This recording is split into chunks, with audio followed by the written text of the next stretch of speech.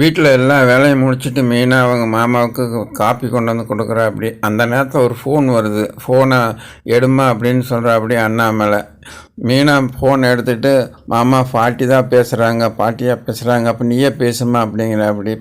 பாட்டி சொல்கிறா அப்படி. மீனா நல்லா இருக்கிறியா அப்படின்னு கேட்டுட்டு, முத்து எங்கே? முத்து வண்டிக்கு போயிட்டு. அண்ணாமலை என்ன பண்ணிகிட்ருக்கிறாரு? அவர் ரெஸ்ட் எடுத்துகிட்டு இருக்கிறாரு பாட்டி அப்படிங்கிற அப்படியா? சரி, எல்லோரும் அங்கே நல்லா தான் இருக்கிறீங்க, எல்லாம் நல்லா தான் இருக்கிறோம் பாட்டி, நீங்கள் அங்கே நல்லா இருக்கீங்களான்னு மீனா கேட்டுக்கிட்டு இருக்கிற அப்படி. அந்த நேரத்தில் முத்து வர அப்படி. முத்து கிட்ட மாதிரி பாட்டி தான் பேசுகிறாங்க ஃபோன் அப்படின்னா, கொண்ட நானும் பேசுகிறேன்னு பாட்டியாட்ட பேசிட்டு முத்து சொல்கிறா அப்படி. பாட்டி நான் ஃபோட்டோ அனுப்புனேன், நல்லா இருக்குதா பாட்டி? அப்படி. நல்லா இருக்குதுடா, இப்போ தான் கல்யாணம் முடிச்ச மாதிரி இருக்குது, சந்தோஷமாக இருக்கிறீங்கல்ல, மீனாவை நல்லா வச்சுக்கடா, நீ மீனா நல்லா வச்சுட்டா தான் நீ நல்லா இருக்க முடியும், உன்னை ராஜா கணக்காக வச்சுக்குவாடா அப்படின்னு அவங்க பாட்டி அட்வைஸ் பண்ணுது. சரி பாட்டி அப்படிங்கிற அப்படி. அண்ணாமலை என்னடா பண்ணிகிட்டு இருக்கிறேன்னு கேட்குறப்ப, அண்ணாமலை ஆஸ்பத்திரிக்கு அண்ணாமலை சொல்கிற அப்படியே, அம்மாட்ட சொல்லாதடா சொல்கிறான்னு செய்ய காட்ட அப்படி. உடனே பாட்டி என்னடா ஆச்சு, என்ன ஆச்சுன்னு கேட்குறப்போ, பாட்டி அப்பாவை ஹாஸ்பிட்டலில் கொண்டு போய் செக் பண்ணிவிட்டு வந்தால் எல்லாம் நல்லா இருக்குன்னு சொல்லிட்டாங்க பாட்டி. அப்படியா, நல்லா பார்த்துக்குங்கடா அப்படின்னு சொல்கிற அப்படி. சரின்னு ஃபோனை வச்சிடுறாங்க.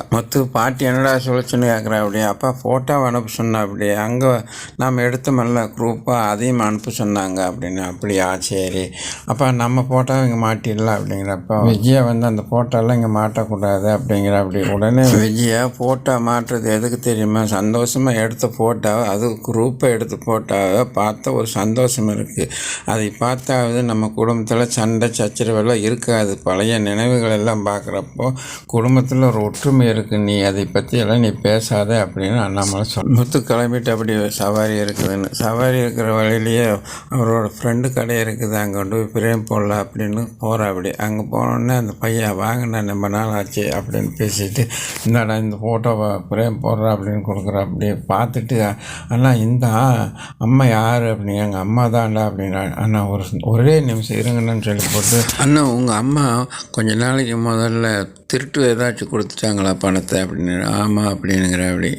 ஆமான்னு சொன்னோடனே, இருங்கன்னா சிசிடிவி ஃபுட்டேஜ் ஒன்று இருக்குது காட்டுன்னு சொல்லி போட்டு கொண்டு வந்து காட்டுறா அப்படி. கொண்டு வந்து காட்டுறப்ப அவங்க அம்மாட்ட நகை பைய பிடுங்கிட்டு போகிற மாதிரி ஒரு வீடியோ போட்டு காட்டுறா அப்படி. ஆமாம் இது எங்கள் அம்மா தான். யார் ரெண்டு பேரும் தெரியலன்னா, ரெண்டு பேருமே ஹெல்மெட் போட்டுக்கிறாங்க, அதனால் தெரியல, இருங்கன்னா இன்னொரு ஃபுட்டேஜ் இருக்குது, பேக் சைடில் இருக்கிற கேமராவில் ஒருத்தர் இருக்கிறாங்க பார்க்கலான்னு சொல்லி போட்டு அதையும் கொண்டு வந்து காட்டுறா அப்படி. அதை கொண்டு வந்து காட்டுறப்ப சிட்டியும் முத்தோட மச்சின்னமும் அங்கே இருக்கு. அங்கே ரெண்டு பேர் ஹெல்மெட் போடுறாங்க, அதே வண்டி அதே ஹெல்மெட்டு. அந்த அம்மா பேக்கை இழுத்துட்டு போகிறதும் அவங்க ரெண்டு பேர் தாங்கிறது முத்துக்கு தெரிஞ்சது. சரி, இது யார்கிட்ட சொல்லாத, நீ யாராச்சிட்ட இது காட்டினியான்னு கேட்டேன். இல்லை, போலீஸ் விசாரிச்சு தான் நான் என்கிட்ட இல்லைன்ட்டு. ஏன்டா அப்படின்னு கேட்டதுக்கு, போலீஸ் அது இதுன்ட்டு பிரச்சனை வந்துடும், அதனால் காட்டலைன்னா அப்படி. இது யார்கிட்ட காட்டாத, இந்த புட்டாச்சு என்னுடைய செல்லில் போட்டு கொடுன்னு சொன்னோன்னா போட்டு கொடுக்குறா அப்படி.